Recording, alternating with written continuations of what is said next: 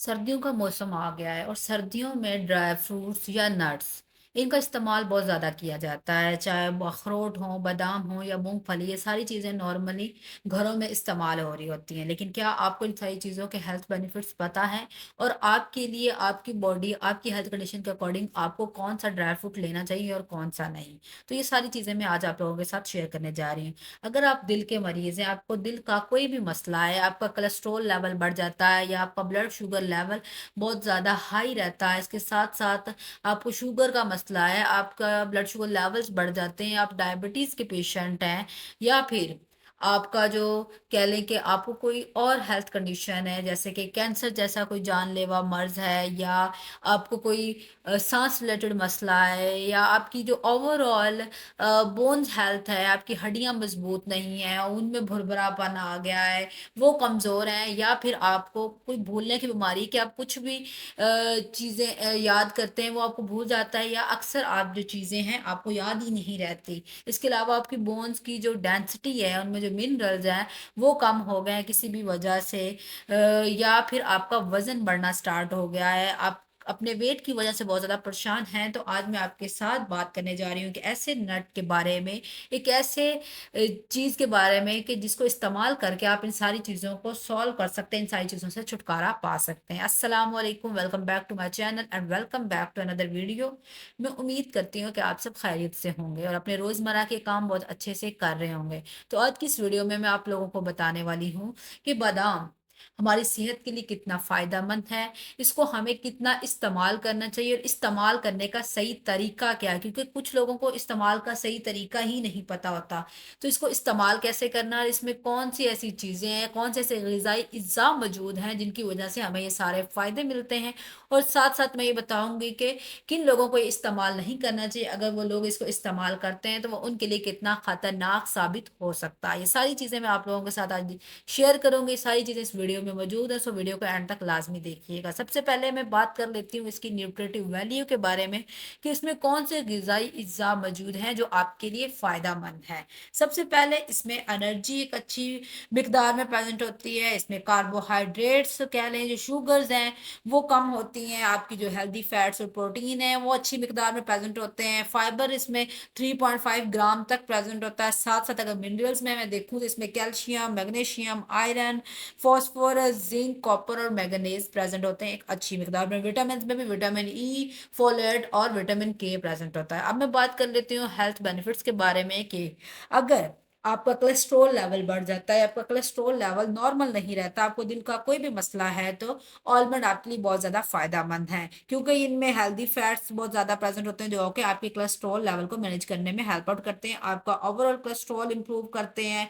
उसके साथ-साथ vitamin E आपके कोलेस्ट्रॉल लेवल को लो करने में हेल्प आउट करता है और आपकी बॉडी में जितने भी ज़हरीले मादे हैं या जितने भी स्ट्रेस की वजह से ऑक्सीडेशन प्रोसेसेस हो रहे हैं, उनको भी स्टॉप करेगा। जो आपकी क्लॉग आर्टरी में बन जाता है कोलेस्ट्रॉल की वजह से ब्लॉकेज हो जाती है, उसको भी इम्प्रूव करेगा। उसके साथ-साथ आपके ओवरऑल जो इसमें मैग्नीशियम प्रेज़ेंट होता है, वो आपके ब्लड शुगर प्रेशर को मैनेज करेगा और इस तरह आपकी ओवरऑल हार्ट हेल्थ मैनेज होगी। इसके साथ-साथ इनमें हाई अमाउंट में हेल्दी फैट्स प्रेज़ेंट होते हैं, एंटीऑक्सीडेंट लेवल्स अच्छा होता है, जो ओवरऑल आपके ब्लड प्रेशर को रिड्यूस करवाएगा, आपके ब्लड फ्लो को अच्छा करेगा और हेल्दी फैट्स और फाइबर ये सारी चीज़ें मिलकर आपको एक हार्ट हेल्थी बनाएँगी। आपका जो दिल के मसले हैं, जितनी भी चीज़ें हैं, उनको अच्छा करेंगी। उन सारी चीज़ों के लिए बादाम का इस्तेमाल बहुत ज़्यादा फ़ायदेमंद है। इसके बाद अगर आप कैंसर के पेशेंट हैं या आपको कैंसर का रिस्क है, किसी वजह से कैंसर के चांस पर हैं, तो ये बादाम का इस्तेमाल आपके ओवरऑल जो कैंसर का रिस्क है, उसको कम करता है, उसके चांसेस को कम करता है। एक स्टडी हुई थी जिसके मुताबिक 2 से 3 गुना ज़्यादा जो है रिस्क जो कैंसर का है, वो कम हो जाता है उन लोगों में जिन लोगों ने बादाम या किसी और नट्स का इस्तेमाल किया था एज़ कम्पेयर टू वो लोग जो नट्स का इस्तेमाल नहीं करते थे। इसके साथ-साथ इसमें विटामिन ई प्रेज़ेंट है जो ऑक्सीडेटिव स्ट्रेस से सेम बात के प्रिवेंट करता है। इसके साथ आपको जो ओल्डर एज में एक बीमारी हो जाती है, भूलने की बीमारी कह लें कि चीज़ें याद ना रहना कह लें, जिसको मेडिकल टर्म्स में अल्ज़ाइमर डिज़ीज़ या डिमेंशिया वो बोला जाता है, उसके लिए भी बादाम का इस्तेमाल बहुत ज़्यादा फ़ायदेमंद है क्योंकि इसमें विटामिन ई और एंटीऑक्सीडेंट प्रेज़ेंट होते हैं, जो कि ये काम बहुत अच्छे से करते हैं। इसके साथ-साथ जो लोग शुगर के मरीज़ हैं, जिनका ब्लड शुगर लेवल बढ़ जाता है, उन लोगों के लिए भी ये बादाम का इस्तेमाल बहुत ज़्यादा अच्छा है, क्योंकि बादाम एक तो इसमें कार्बोहाइड्रेट्स कम होते हैं, दूसरा इसमें फैट अच्छी होती है, प्रोटीन्स अच्छी होती हैं, साथ साथ मैग्नीशियम का लेवल बहुत ज़्यादा अच्छा होता है। और मैग्नीशियम ओवरऑल जो आपके ब्लड शुगर लेवल्स हैं उसको मैनेज करने में काफ़ी हेल्प करता है, और इंसुलिन रेजिस्टेंस जो हो चुकी है उसको भी मैग्नीशियम कम करने में मदद करता है।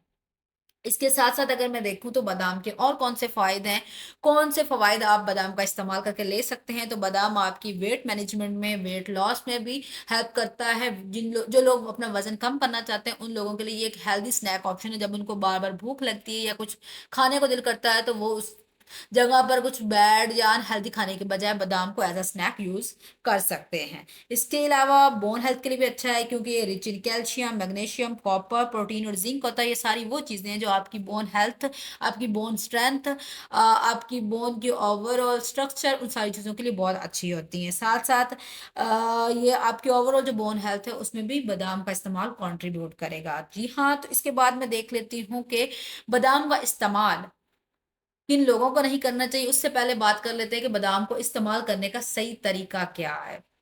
राइट वे क्या है? आप बादाम को यूज़ कर सकते हैं अगर जो कैंसर के पेशेंट हैं या जो लोग किसी इन्फ्लेमेटरी डिज़ीज़ से लड़ रहे हैं, तो वो लोग बादाम को छिलके के साथ इस्तेमाल करें, क्योंकि जो इसके एंटीऑक्सीडेंट और फाइबर है वो छिलके में प्रेज़ेंट होता है। तो इसका सही तरीका है कि आप इसको डिफरेंट फॉर्म में आप इसको बादाम बटर ले सकते हैं, आलमंड बटर जिसको बोलते हैं, आलमंड फ्लोर फॉर्म में, आलमंड ऑयल फॉर्म में, आलमंड मिल्क फॉर्म में, जो आपको सूटेबल लगता है आप इसको उस तरह से इस्तेमाल कर सकते हैं। अब इसमें एक anti nutrient phytic acid present होता है, जिसको हम फाइटिक एसिड बोलते हैं। फाइटिक एसिड क्या करता है, आपको जो कैल्शियम है, जिंक है, आयरन है, उसकी आपकी बॉडी में अब्जॉर्प्शन नहीं होने देता। तो ये थोड़ा-सा इसका है, बाकी इसके ओवरऑल बहुत ज़्यादा हेल्थ बेनिफिट्स हैं। तो आपने जिन लोगों में ये मसला है कि उन्होंने कोई मिनरल्स रिच फूड इनटेक किया है, तो वो इसका छिलका उतार कर इस्तेमाल कर लें, क्योंकि फाइटिक एसिड इसके छिलके में प्रेज़ेंट होता है। अब रिस्ट्रिक्शंस के लोगों के लिए, वो लोग जो कि उनको किसी भी तरह की कोई नट्स एलर्जी है, वो लोग एक तो बादाम का इस्तेमाल नहीं करेंगे, दूसरा वो लोग जब वो बादाम खाते हैं उनकी स्वेलिंग या उनकी